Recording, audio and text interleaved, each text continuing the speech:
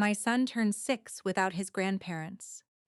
It wasn't the first birthday they had missed, but it was the first one that finally ended something inside me. My parents had spent that weekend at my sister Rachel's house. There were balloons, matching shirts, a rented petting zoo, and dozens of photos online celebrating my niece and nephew. My son Ethan got a text message. "Happy birthday, buddy. No call, no visit, no gift." When I asked why, Dad sighed as if I had interrupted something important. "Rachel's kids are our real grandchildren. Yours were a mistake. We can't pretend otherwise." Mom didn't argue. She simply said, "You know your situation has always been complicated." I stared at my phone long after the call ended. I had spent years trying to earn love that kept moving farther away every time I reached for it. Every holiday became another test, every birthday another disappointment, every conversation another explanation of why my son deserved the same kindness his cousins received. That evening, Ethan asked one question. "Did Grandma forget again?" I smiled because children deserve honesty without carrying adult pain. They couldn't come. He nodded and ran back to his cake. He adjusted faster than I did. That hurt the most. The next morning, I deleted our family group chat. I stopped calling, stopped reminding them about school plays, stopped sending photographs, stopped inviting them to birthdays. I didn't announce it. Silence became my answer. Months passed. Life became unexpectedly peaceful.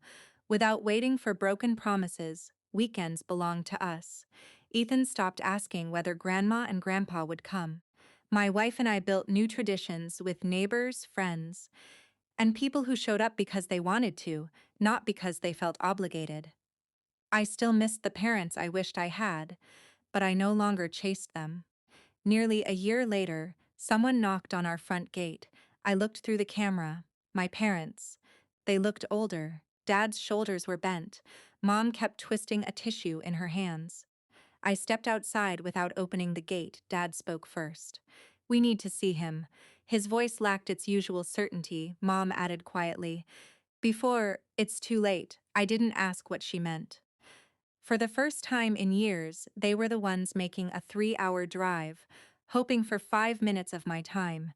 They explained that Dad had recently suffered a serious heart condition. Recovery had forced him to think about family. Regret sounded different when it arrived without anger, but regret didn't erase history. "I won't make Ethan responsible for fixing adult guilt," I said calmly. Dad looked away. "We know." There was a long silence, then another car pulled into the driveway, our family counselor Stout. Months earlier, after years of family conflict and repeated emotional harm, she had helped us establish clear boundaries for any future contact involving Ethan. She greeted my parents politely. Then she explained something they hadn't expected. "If reconciliation is going to happen, it begins with accountability, not access.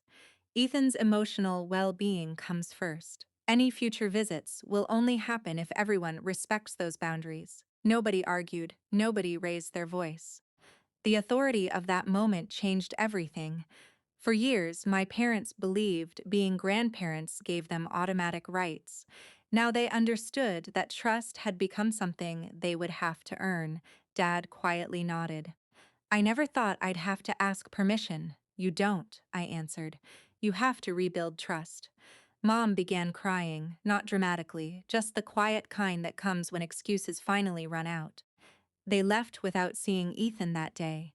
A week later, they wrote a letter, not defending themselves, not blaming Rachel, not asking for forgiveness, simply acknowledging years of favoritism and the damage it caused. It didn't repair everything. Some things cannot be repaired quickly. Months later, after several counseling sessions and slow, respectful conversations, Ethan met them in a supervised family visit. He was polite, curious. Careful children notice sincerity, but they also remember absence. Driving home afterward, Ethan looked out the window. "They're different now." "I think they're trying," I said.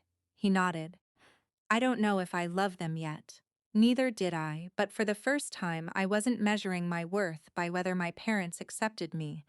I was measuring it by whether my son felt safe. That changed everything. Our family wasn't perfect. It never would be, yet the peace inside our home no longer depended on people who had once called my child a mistake.